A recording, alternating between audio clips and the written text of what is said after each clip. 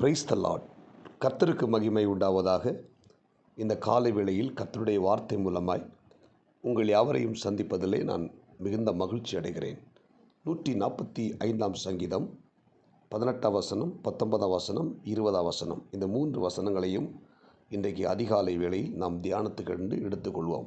முதலாவது 18ஆம் வசனம், தம்மை நோக்கி கூப்பிடுகிற யாவருக்கும், உண்மையாய் தம்மை நோக்கி கூப்பிடுகிற யாவருக்கும் கர்த்தர் சமீபமாயிருக்கிறார். அல்லேலூயா.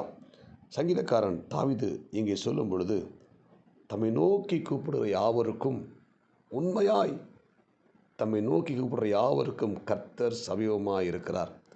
இந்த இறைவார்த்தை கேட்கிற தேவனுடைய பிள்ளைகளே, நம்முடைய ஆண்டவர் நம்முடைய அருகில் இருந்து நம்மை வழிநடத்த வேண்டுமானால், நம்மோடு கூட இருந்து நம்மை வழிநடத்த வேண்டுமானால், நாம் ஒவ்வொரு நாளும் கர்த்தரை உண்மையாய் நோக்கி கூப்பிட வேண்டும்.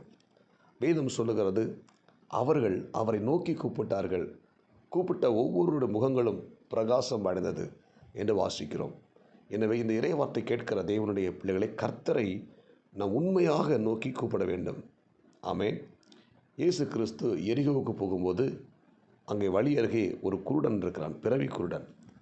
இயேசு போய் கொண்டிருக்கும்போது அங்கே ஜனங்கள் சத்தத்தை கேட்டு யார் போகிறார் என்று சொல்லி அவன் விசாரிக்கிறான். விசாரிக்கும்போது இயேசு கிறிஸ்து போகிறார் என்று சொன்ன உடனே இந்த பிறவி குருடன் இயேசுவே என்று கூப்பிட ஆரம்பிக்கிறான். தாவீதின் குமாரனே என்று கூப்பிட ஆரம்பிக்கிறான். இவன் கூப்பிட்ட உடனே இயேசு நின்று, நான் உனக்கு என்ன செய்ய வேண்டும் என்று கேட்கிறார். ஆமென். இவன் சொல்கிற, ஆண்டவரே, நான் பார்வை அடைய வேண்டும் என்று சொல்லி கேட்கிறான். இயேசு அவனுக்கு, நீ பார்வை அடைவாக என்று சொல்லி அவனுக்கு சுகத்தை கொடுத்து விட்டு கடந்து செல்கிறார். அன்புக்குரிய தேவனுடைய பிள்ளைகளே, நாமும் இந்த பிறவிக்குருடனைப் போல ஆண்டவரை நோக்கி கூப்பிட வேண்டும். நமக்கு வர துன்பங்கள், நெருக்கங்கள், போராட்டங்கள் மத்தியிலையும் நாம் கர்த்தரை நோக்கி கூப்பிடும் பொழுது அவர் நமக்கு சமீபமாக இருந்து, நம்முடைய அருகில் இருந்து நம்முடைய தேவைகளை சந்தித்து நம்மை அற்புதமாக ஆச்சரியமாய் வழிநடத்த போதுமானவராக இருக்கிறார். ரெண்டாவது பார்த்தீங்கன்னா 19ஆம் வசனம், அவர் தமக்கு பயந்தவர்களுடைய விருப்பத்தையின்படி செய்து அவர்கள் கூப்பிடுதலை கேட்டு அவர்களை ரட்சிக்கிறார். ரெண்டாவது, கர்த்தருக்கு பயப்படுகிற பயம் நமக்கு தேவை. இன்றைக்கி பார்த்தீங்கன்னா கர்த்தரை குறித்த பயம் ஜனங்களுக்குள் அற்று போய்விட்டது. கர்த்தரை குறித்த பயம் இன்றைக்கி சபைகளில் இல்லை, தேவ மக்களுக்கு இல்லை. எனவே கர்த்தருக்கு பயப்படுகிற பயம் நமக்குள்ளே காணப்பட வேண்டும். அல்லேலூயா. வேதம் என்ன சொல்கிறது? கர்த்தருக்கு பயப்படுகிற சிறியோரையும் பெரியோரையும் கர்த்தர் ஆஸ்வதிக்கிறார். இன்றைக்கி ஆண்டவரை குறித்த ஒரு பயம் இன்றைக்கி இல்லாமல் போய்விட்டது. துணிகரமான பாவங்கள் ஜனங்கள் செய்து கொண்டிருக்கிறாங்க. கர்த்தரை ஆராதிக்கிற பிள்ளைகள், சபைக்கு போகிற பிள்ளைகள், ஆண்டவரை துதிக்கிற பிள்ளைகள் இன்றைக்கி துணிகரமான பாவம் செய்து கொண்டிருக்கிறாங்க. கர்த்தரை குறித்த பயம் அற்றுப்போன ஒரு காலகட்டத்தில் நாம் வாழ்ந்து கொண்டிருக்கிறோம். அன்புக்குரிய தேவனுடைய பிள்ளைகளே, நீங்களும் நானும் கர்த்தரை குறித்த ஒரு பயம் நமக்குள்ளே காணப்பட வேண்டும். அல்லேலூயா. அவரை நோக்கி நாம் கூப்பிடும் பொழுது அந்த கர்த்தரை குறித்த ஒரு பய உணர்வோடு கூட நம்ம என்ன செய்யணும்? கூப்பிட வேண்டும்.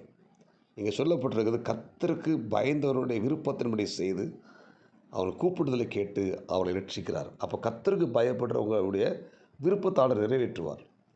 ஏன் நம்முடைய வாழ்க்கையின் விருப்பங்கள் நிறைவேற முடியலைன்னா, நம்ம ஆண்டவரை குறித்த பயம் நம்முடைய வாழ்க்கையில் அற்று போய்விட்டது. அல்லேலூயா. அன்புக்குரிய தேவனுடைய பிள்ளைகளே, கர்த்தரை குறித்த ஒரு பயம் நமக்குள்ளே காணப்படணும்.